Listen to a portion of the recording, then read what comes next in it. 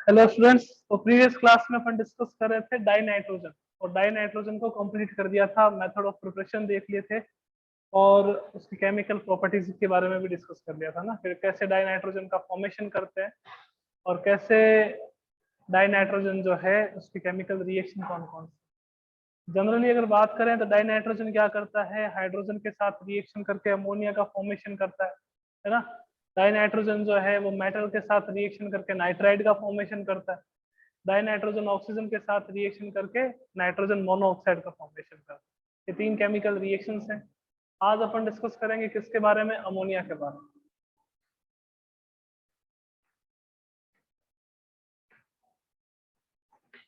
Ammonia के बारे में है ना। अमोनिया यानी कि आपके पास क्या आ गया, NH3।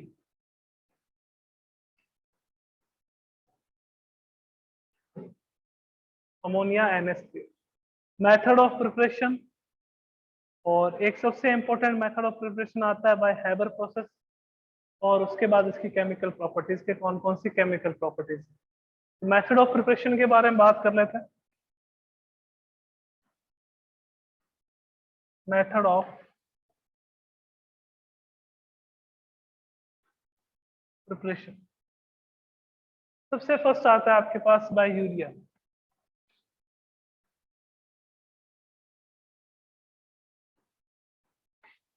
यूरिया से, यूरिया का फॉर्मूला क्या होता है, NH2 CO NH2। इसका हाइड्रोलाइसिस करवाओगे आप तो किसका फॉर्मेशन होगा, NH4 whole twice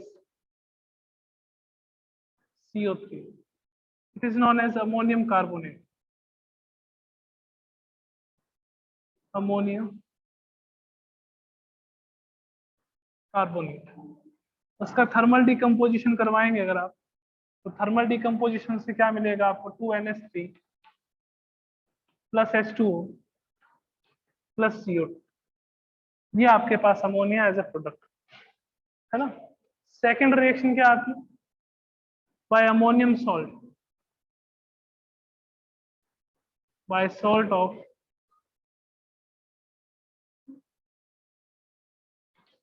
ammonia. Ammonia का कोई भी सॉल्ट ले लीजिए, उस सॉल्ट की रिएक्शन आप किसी बेस के साथ करवा दो, लाइक आपने NH4Cl ले लिया, तो 2NH4Cl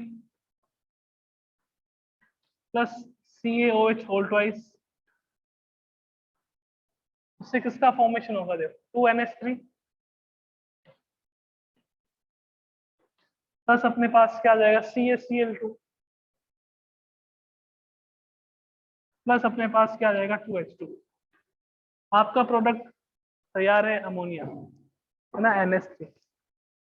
आप कोई और भी सॉल्ट ले सकते हैं, ऐसा नहीं है कि अमोनियम क्लोराइड ही लेना है सर, अमोनियम सल्फेट भी ले लो, NH4 का होल ट्वाइस SO4। इसकी रिएक्शन किसी भी बेस के साथ करवा दो, NaOH के साथ करवा दो, KOH के साथ करवा दो, आप मैग्नीशियम हाइड्रोक्साइड के साथ करवा दो, कैल्शियम हाइड्रोक्साइड से करवा दो, किसी से करवा दो। 2NaOH लिया आपने, 2NaOH लिया तो प्रोडक्ट क्या रहेगा अपने पास, सबसे पहले 2NH3 अमोनिया प्लस किसका फॉर्मेशन होगा, Na2SO4 सोडियम सल्फेट प्लस किसका फॉर्मेशन होगा आपके पास H2। तो ये जो रिएक्शन है उसको ऐसे रन कर सकते हैं, देख ammonium chloride, ammonium salt plus base, उससे किसका फॉर्मेशन होगा, ammonium plus salt plus water. यहाँ पे जो सॉल्ट है वो अमोनियम सॉल्ट होना चाहिए, कि when any salt of ammonia react with any base then it will be form ammonia and salt and water, that's it. और अगर आप यूरिया वाली करवाते हो तो यूरिया का अगर अपन हाइड्रोलाइसिस करवाएंगे तो अपने को पता है अमोनियम कार्बोनेट मिलता है, और अमोनियम कार्बोनेट जो है वो थर्मल डिकम्पोजिशन करवाते हैं तो उससे क्या मिलता है, अमोनिया। ये रिएक्शन जो है बायोलॉजी वालों को पता होगा, यूरियज एंजाइम की प्रेजेंस में होती है ना, यूरियज एंजाइम की प्रेजेंस में होती है, पता है क्या। यूरियज एंजाइम, एंजाइम वाला चैप्टर जब आता है उसमें अपन देखते हैं कि जैसे माल्टोज है तो माल्टोज को अगर आप ग्लूकोज में कन्वर्ट कर रहे हो तो वो माल्टेज एंजाइम की प्रेजेंस में होगी। कैन शुगर को शुगर में ग्लूकोज में कन्वर्ट कर रहे हो तो वो इनवर्टेज एंजाइम की प्रेजेंस में होती है ना। ये बहुत सारे एंजाइम्स आते हैं उनकी प्रेजेंस में, तो ये यूरियज एंजाइम की प्रेजेंस में होती है बाय द हाइड्रोलाइसिस ऑफ ये जो हाइड्रोलाइसिस करवाते हैं अमोनिया, यूरेज एंजाइम की प्रेजेंस में अमोनियम कार्बोनेट बनाता है जो आगे डिकम्पोज होकर किसका फॉर्मेशन करता है, अमोनिया। तो ये दो मेथड है। अब इंपॉर्टेंट मेथड जो आने वाला है उसकी बात करें, by Haber process. Method of preparation में अमोनिया का इंपॉर्टेंट मेथड है third method, by Haber process. Haider नहीं कर देना, हैबर प्रोसेस है ना, बी लगता है यहाँ पे, डी नहीं लगेगा। कईयों को शाहिद कपूर याद आ जाता है, वो कह देते हैं हैदर प्रोसेस। हैदर नहीं है ये, Haber process, by Haber process. Haber process से देखते हो तो क्या होता है, आपके पास नाइट्रोजन है,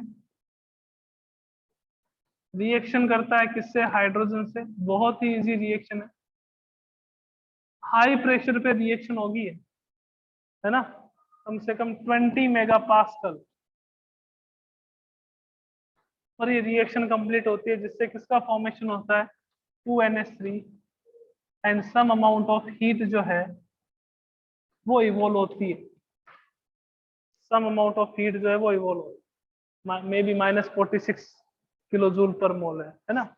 अब देखो इसमें क्वेश्चंस कैसे पूछ लेते हैं। सबसे पहले अगर अपन बात करें तो ये आपके एक चैप्टर था 11th में, इक्विलिब्रियम। इक्विलिब्रियम में अपन देखते थे कि अपने को प्रोडक्ट का अमाउंट अगर ज्यादा चाहिए तो क्या क्या फेवरेबल कंडीशन हो सकती है। What will be the favourable condition for the formation of product if delta N is equals to negative. Delta N क्या होता है, moles of product minus moles of reactant, इसको अपन क्या कहते हैं, डेल्टा एन कहते हैं। तो क्या क्या चीजें होती है, देखो 20 मेगा पास्कल यानी कि 20 इंटू 10⁶ पास्कल आप प्रेशर ले रहे हो, हाई प्रेशर पे रिएक्शन करवा रहे हो, उसका रीजन। तो सबसे फर्स्ट फेवरेबल कंडीशन क्या आती है अपने पास कि आप क्या कर दो, concentration of N2 and H2 इनकी कंसेंट्रेशन इंक्रीज कर दो। ये अपने को ही पता है कि अगर आप प्रोडक्ट की कंसेंट्रेशन इंक्रीज कर, सॉरी रिएक्टेंट की कंसेंट्रेशन अगर इंक्रीज करोगे तो इक्विलिब्रियम कौन सी डायरेक्शन में जाएगा, फॉरवर्ड में। फॉरवर्ड में जाएगा तो आपके पास अमोनिया का फॉर्मेशन क्या होगा, ज्यादा होगा। सेकंड, अपने को पता है कि that reaction is exothermic. Exothermic कैसे पता चला कि प्लस में डेल्टा एच आ जाता है तो यहाँ पे एक्सोथर्मिक। प्लस डेल्टा एच का मतलब क्या होगा कि डेल्टा एच इक्वल्स टू आपके पास कोई ना कोई वैल्यू रहेगी, एक्स किलो जूल पर मोल। यहाँ नेगेटिव का मतलब क्या है कि हीट बाहर निकल रही है ना, एक्सोथर्मिक। तो उधर अगर आपके पास प्लस डेल्टा एच हो मींस रिएक्शन जो है वो एक्सोथर्मिक है। और एक्सोथर्मिक रिएक्शन हो तो अगर आप टेम्परेचर अगर इंक्रीज कर देते हो तो टेम्परेचर इंक्रीज करोगे तो रिएक्शन बैकवर्ड में आ जाएगी, रिएक्शन बैकवर्ड में आ जाएगी। अगर आप टेम्परेचर डिक्रीज करोगे,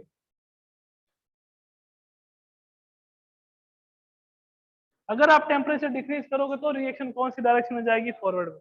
अपने को अमोनिया चाहिए, तो अमोनिया बनाना है तो टेम्परेचर क्या करना पड़ेगा, आपको डिक्रीज करना पड़ेगा। मीन्स अगर सब्जेक्टिव पैटर्न पे पेपर होता तो ये क्वेश्चन 1 मार्क में श्योर था कि what are the favourable condition for the formation of ammonia by Haber process, है ना।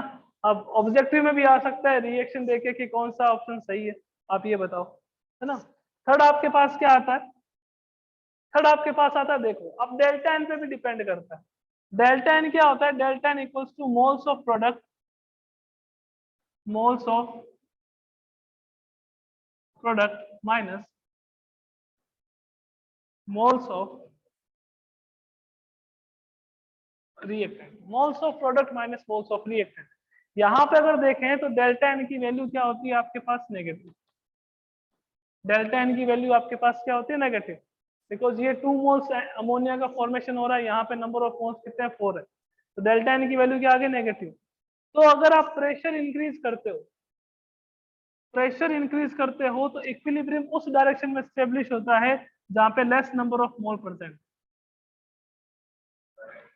इसी के लिए कहते हैं बच्चों 11th बहुत इंपॉर्टेंट है, less number of mole present हो, है ना। तो आपको क्या करना पड़ेगा, टेम्परेचर डिक्रीज कर दिया तो प्रेशर क्या करना पड़ेगा, हाई प्रेशर। तो रिएक्शन जो है हाई प्रेशर पे कंप्लीट होती है 20 मेगा पास्कल। उसके बाद क्या रहता है, फोर्थ, प्रेजेंस ऑफ कैटलिस्ट। और फिफ्थ क्या होता है कि जैसे ही अमोनिया बने, जैसे ही अमोनिया का फॉर्मेशन हो वैसे ही आप अमोनिया को वहां से हटा लो, यानी कि इक्विलिब्रियम को स्टेब्लिश होने ही मत दो। ऐसा नहीं हो जाए कि रिएक्टेंट और प्रोडक्ट की कंसंट्रेशन इक्वल हो जाएगी तो फिर अमोनिया का अमाउंट आपको मिलेगा नहीं। तो अमोनिया जैसे ही बन रही है उससे अमोनिया को हटा लो, मीन्स रिमूवल ऑफ NH3। ये 5 जो है वो फेवरेबल कंडीशन है, जिसमें 3 कंडीशन सुपर मोस्ट है कि आपको हाई प्रेशर, लो टेम्परेचर और कंसंट्रेशन ऑफ रिएक्टेंट क्या करनी पड़ेगी, इंक्रीज करनी पड़ेगी। कंसंट्रेशन ऑफ रिएक्शन तो आपको ही पता है, आपने according to law of mass action देख रखा है कि rate of any chemical reaction is directly proportional to the concentration of the reactant. अगर आपको अमोनिया ज्यादा चाहिए तो क्या करना पड़ेगा, रिएक्टेंट की कंसंट्रेशन इंक्रीज करनी पड़ेगी। ये है फेवरेबल कंडीशन। अब बात करेंगे कि हैबर प्रोसेस से जो डायग्राम आता है कि कैसे अमोनिया का फॉर्मेशन होता है। रिएक्शन तो ये रहती है अपने पास के N2 है प्लस 3H2 है, उससे 2NH3 बनेगा, energy some amount of energy release होगी। तो वो रिलीज अमाउंट ऑफ एनर्जी है मींस रिएक्शन एक्सोथर्मिक है, एक्सोथर्मिक है मींस टेम्परेचर आपको डिक्रीज करना पड़ेगा। अब डायग्राम की बात कर लेते हैं, हैबर प्रोसेस में जो डायग्राम आता है।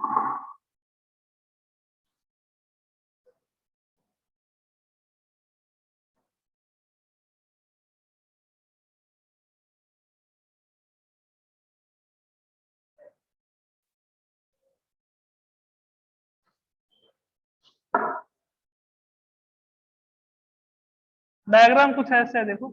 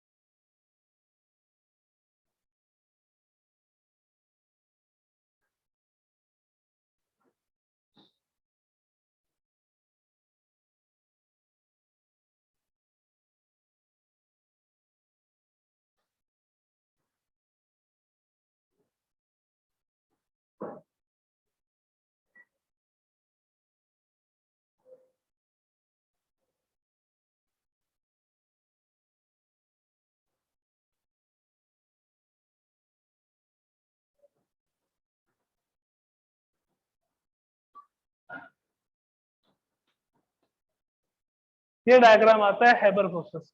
क्या होता है देखो, यहां से आप जैसे N2 गैस पास आउट करवा रहे हो, यहां से अपन H2 गैस पास आउट करवा रहे हैं, यहाँ पे ये कंप्रेसर लगा रहता है।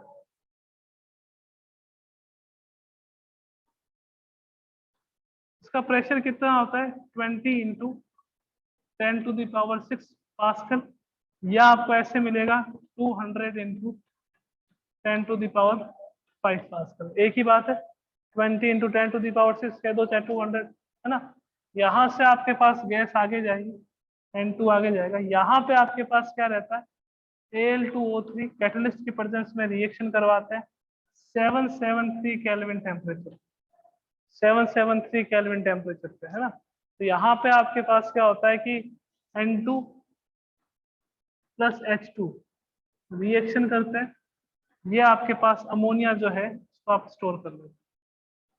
अब अपने को पता है कि ये रिएक्शन जो है रिवर्सिबल है, तो जो अमोनिया यहाँ से फॉर्मेशन हो रहा है, यहाँ से वापस N2 और 3H2 बाहर निकले, ये बाहर निकलेंगे और ये रिवर्स प्रोसेस करते हुए वापस यहीं आ जाएंगे, और यहाँ पे कैटलिस्ट की प्रेजेंस में वापस रिएक्शन होगी और वापस इसका फॉर्मेशन हो जाएगा, अमोनिया का फॉर्मेशन हो जाएगा। मीन्स N2 और H2 को आपने गैसेस फॉर्म में एंटर करवाया, कंप्रेसर लगा हुआ था, प्रेशर कितना है 20 इंटू 10⁶, यहाँ से Al2O3 कैटलिस्ट की प्रेजेंस में 773 केल्विन टेम्परेचर पर अमोनिया का फॉर्मेशन होगा, ये अमोनिया आपने स्टोर कर ली। वापस क्या होगा इससे, रिवर्सिबल अगर रिएक्शन अपन, है ना, तो रिवर्सिबल रिएक्शन है तो N2 3H2 बाहर निकलेंगे, बाहर निकल के आपके पास क्या आ जाएगा, वापस कैटलिस्ट के प्रेजेंस में रिएक्शन करेंगे और वापस इसका फॉर्मेशन कर देंगे अमोनिया का। मीन्स आपने पहले जो एंटर करवाई है उसको तो अगर आप भूल जाते हो कि हमने मान लीजिए 10 मोल ये करवाई है, 30 मोल ये करवाई है, तो उसके बाद जो रिएक्शन है वो आपकी सारी ये चलेगी, है ना। अब भले आप कंप्रेसर को भूल जाओ, आपने स्टार्टिंग में करवा दी, अब रिएक्शन का डायग्राम पूरा ये रहेगा, अमोनिया का फॉर्मेशन ये रहेगा। अब आपके पास पूरा फॉर्मेशन वैसा रहेगा अमोनिया का। तो ये हैबर प्रोसेस से कैसे अमोनिया का फॉर्मेशन करते हैं उसका ये क्या है आपके पास डायग्राम, है ना। क्लियर है? किसी को कोई डाउट है तो अपना हैंड रेज कर दीजिए, अदरवाइज अपन आगे चलते हैं। तो ये आपके पास हैबर प्रोसेस से कैसे अमोनिया का फॉर्मेशन करते हैं कंप्लीट हो गए, है ना। आगे चलते हैं हम। आपके ग्रुप 15 जो है उसमें इस बार वाले सिलेबस में ओनली नाइट्रिक एसिड तक ही है, फॉस्फोरस के कंपाउंड नहीं है। यानी कि अमोनिया के बाद नाइट्रिक एसिड अपन डिस्कस करेंगे, नाइट्रिक एसिड के मेथड ऑफ फॉर्मेशन और नाइट्रिक एसिड की केमिकल रिएक्शन। बस उसके बाद ग्रुप 15 पूरा खत्म हो जाएगा, फिर 16 स्टार्ट हो जाएगा। यानी कि फॉस्फोरस नहीं है, एलोट्रोप ऑफ फॉस्फोरस नहीं है, और साथ में जो फॉस्फोरस के कंपाउंड से लाइक PCl3 PCl5 ये भी नहीं है ना, डिलीट हो चुके हैं इस बार वाले पोर्शन में।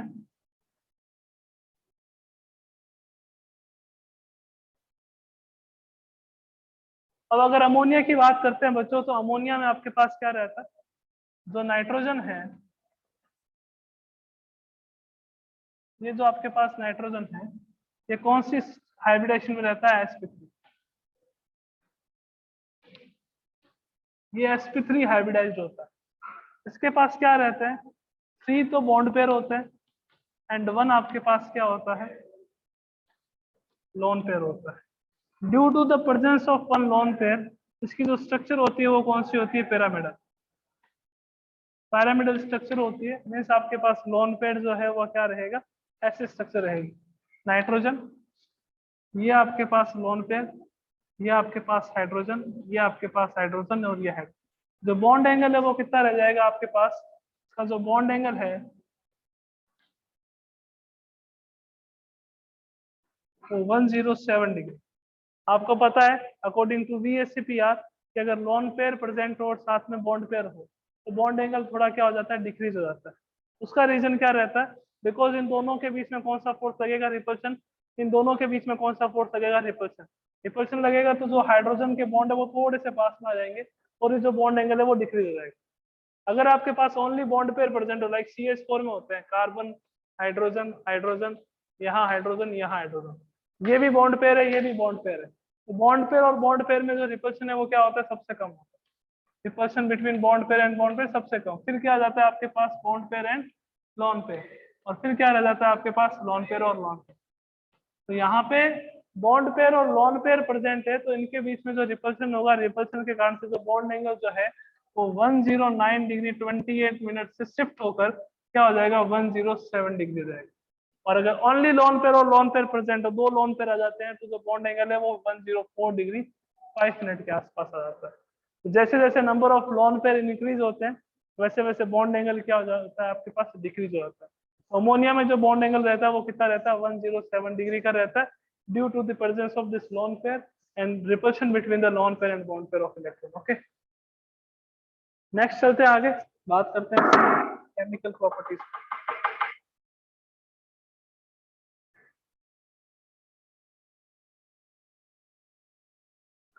केमिकल प्रॉपर्टीज में डिस्कस करने से पहले अपन एक बात और डिस्कस कर लेते। अमोनिया में क्या रहता है बच्चों, नाइट्रोजन के पास लोन पेयर ऑफ इलेक्ट्रॉन रहता है। अमोनिया में नाइट्रोजन के पास क्या रहता है, आपके पास लोन पेयर ऑफ इलेक्ट्रॉन रहता है। Due to the presence of this lone pair of electron, ammonia जो है एक्ट करता है, act like Lewis base. Lewis base, as a Lewis base अपने को पता है लेविस एसिड और लेविस बेस क्या होता है।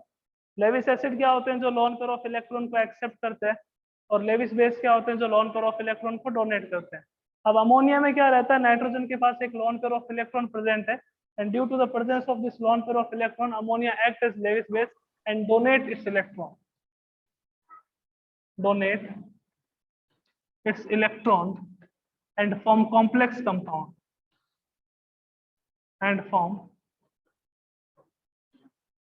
कॉम्प्लेक्स कंपाउंड का मीनिंग क्या होता है? Coordination compound.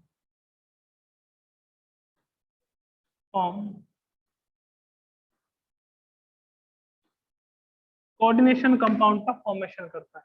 कोऑर्डिनेशन कंपाउंड का मीनिंग क्या हो गया? कि जिसमें कोऑर्डिनेशन बॉन्ड हो। अपना चैप्टर नंबर 9 रहेगा कोऑर्डिनेशन केमिस्ट्री। कोऑर्डिनेशन बॉन्ड किसके बीच में बनता है? जब एक डोनर और एक क्या हो? एक्सेप्टर हो। तो अमोनिया क्या हो गया? आपके पास डोनर हो गया, कोई ना कोई मेटल आयन होगा जो क्या होगा? एक्सेप्टर होगा। तो वो आपके पास कौन से बॉन्ड का फॉर्मेशन करेगा? कोऑर्डिनेशन बॉन्ड का या कोऑर्डिनेशन कंपाउंड का फॉर्मेशन करेगा। लाइक आपके पास आ गया Cu+2, आपके पास आ गया अमोनिया 4NH3, ठीक है ना, 4NH3 Cu+2।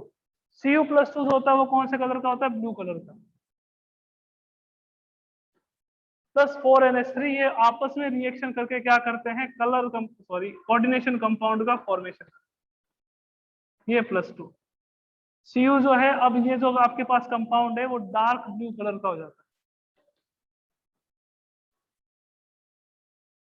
Dark blue colour का हो जाता है। और इस कंपाउंड को अपन क्या कहते हैं? कोऑर्डिनेशन कंपाउंड कहते हैं, बिकॉज इसमें क्या रहता है? अमोनिया और कॉपर के बीच में जो बॉन्ड रहता है वो आपके पास कोऑर्डिनेशन बॉन्ड। अब इसमें +2 चार्ज ही क्यों रहा? बिकॉज अमोनिया जो है उसके ऊपर कोई चार्ज नहीं होता। अमोनिया में जैसे Cn है, Cn होता तो कितना चार्ज होता है? -1। Cl होता है तो कितना चार्ज होता है? -1। F होता तो कितना चार्ज होता है आपके पास? -1। बट NH3 जो है वो NH3 ऐसा कंपाउंड है जिसके ऊपर कोई चार्ज नहीं है, इसके ऊपर only lawn pair of electron होता है। उसका रीजन क्या है? बिकॉज नाइट्रोजन की वैलेंसी -3, हाइड्रोजन की वैलेंसी +3, दोनों कैंसिल आउट हो जाएंगे तो क्या मिलेगा आपको? 0 मिलेगा। मीन्स जो अपने इलेक्ट्रॉन डोनेट करता है, अपन डेफिनेशन देखेंगे आगे जब कोऑर्डिनेशन केमिस्ट्री करेंगे, जो अपने इलेक्ट्रॉन डोनेट करता है उसको अपन लिगेंड कहते हैं। क्या कहते हैं? लिगेंड। ये अपने इलेक्ट्रॉन डोनेट कर रहा है कॉपर को, तो अमोनिया को क्या कहेंगे? लिगेंड कहेंगे। और जो कॉपर है, इस कॉपर को कहते हैं central metal atom. Central metal atom, इसको अपन कहेंगे सेंट्रल मेटल एटम। तो लिगेंड क्या हो गए? वो स्पीसीज जो अपने इलेक्ट्रॉन डोनेट करते हो। और अमोनिया क्या रहता है? न्यूट्रल लिगेंड रहता है, बिकॉज इसके ऊपर कोई चार्ज नहीं है। अब अगर किसी लिगेंड के ऊपर नेगेटिव चार्ज हो तो उसको नेगेटिव लिगेंड कहेंगे, जिसके ऊपर पॉजिटिव चार्ज हो उसको पॉजिटिव लिगेंड कहेंगे, और जिसके ऊपर कोई चार्ज नहीं होता उसको अपन न्यूट्रल लिगेंड कहते हैं। तो अमोनिया क्या होता है? आपके पास एक न्यूट्रल लिगेंड होता है। नाइट्रोजन के पास लोन पेयर ऑफ इलेक्ट्रॉन है, तो ये क्या करता है? अपने इलेक्ट्रॉन डोनेट करके कोऑर्डिनेशन कंपाउंड या कोऑर्डिनेशन बॉन्ड का फॉर्मेशन करता है। ठीक है, क्लियर है? ठीक है ना। तो अमोनिया जो है वो न्यूट्रल लिगेंड है। लिगेंड क्या होते हैं? जो अपने इलेक्ट्रॉन डोनेट करते हैं किसको? सेंट्रल मेटल आयन को। तो जो डी ब्लॉक की एलिमेंट्स हैं वो क्या होते हैं? सारे सेंट्रल मेटल आयन। जितने भी आपके पास जनरली कोऑर्डिनेशन कंपाउंड का फॉर्मेशन होता है वो डी ब्लॉक के एलिमेंट्स ही करते हैं, क्योंकि डी ब्लॉक के एलिमेंट्स जो है उसमें वेरिएबल ऑक्सीडेशन स्टेट प्रेजेंट होती है। इसके कारण से वैकेंट डी ऑर्बिटल्स भी प्रेजेंट होते हैं, इसके कारण बहुत सारे ऐसे कंपाउंड मिल जाते हैं, है ना। तो ये जो है ये आपके पास क्या रहता है? कोऑर्डिनेशन कॉम्प्लेक्स, पूरा आपके पास कॉम्प्लेक्स कंपाउंड होगा, इसको कोऑर्डिनेशन स्फीयर कहते हैं, है ना। अगर बाहर इसके चार्ज को बैलेंस करें तो जनरली चार्ज को कैसे बैलेंस करते थे? कैटायन और एनायन की वैलेंसी को सेटिस्फाइड कर लेते थे। तो अगर इसको न्यूट्रल फॉर्म में लिखना है तो इसको ऐसे लिखेंगे CuNH3 का होल फॉर्म, ये न्यूट्रल हो। ये सब चीजें अपन सीखे, न्यूट्रल हो गया ना। अब पहले की पॉजिटिव चार्ज था आपके पास। तो ammonia as a ligand act करता है because of presence of lone pair of electron. Clear है? अमोनिया में आपके पास नाइट्रोजन जो है वो sp3 हाइब्रिडाइज्ड होगा। क्यों होता है? बिकॉज उसमें आपके पास नाइट्रोजन के पास 3 सिग्मा बॉन्ड है, साथ में क्या है? Lawn pair of electron present. Structure जो है वो जनरली अगर sp3 में कौन सी रहती है? टेट्राहाइड्रल रहती है, बिकॉज इसमें lawn pair of electron present है। तो इसकी जो स्ट्रक्चर है वो क्या रहेगी? Pyramidal structure. ठीक है, bond angle 107 degree. Okay, properties की बात कर रहे हैं अमोनिया की। अगर आप बात करते हो aqueous solution of ammonia, aqueous solution of ammonia आपके पास कौन सी नेचर का होता है? बेसिक नेचर का। एक्वस सॉल्यूशन ऑफ अमोनिया, ये कौन सी नेचर का होगा? Basic nature. क्यों होता है बेसिक नेचर का? एक्वा सॉल्यूशन की बात करें तो जैसे अमोनिया है NH3, इसकी रिएक्शन कराओगे किसके साथ? H2O के साथ। तो H2O के साथ रिएक्शन करवाने पे अपने को क्या मिलेगा? NH4OH। It is ammonium hydroxide. और अमोनियम हाइड्रोक्साइड का अगर आप डिसोसिएशन करवाते हो NH4OH का, तो किसका फॉर्मेशन होता है? NH4 प्लस और OH माइनस।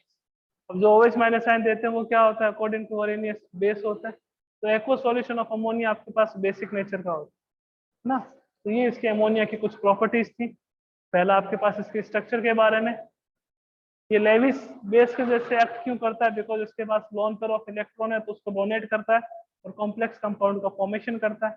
इसका एक्वा सॉल्यूशन जो है वो कौन सी नेचर का होता है? बेसिक नेचर का होता है। क्यों होता है? बिकॉज इसमें OH माइनस आयन प्रेजेंट होता है। अपने को भी यहाँ पे लैब में NH4OH मिल जाएगा, क्योंकि NH3 तो कौन सी स्टेट में रहता है? गैसेस स्टेट में रहता है ना।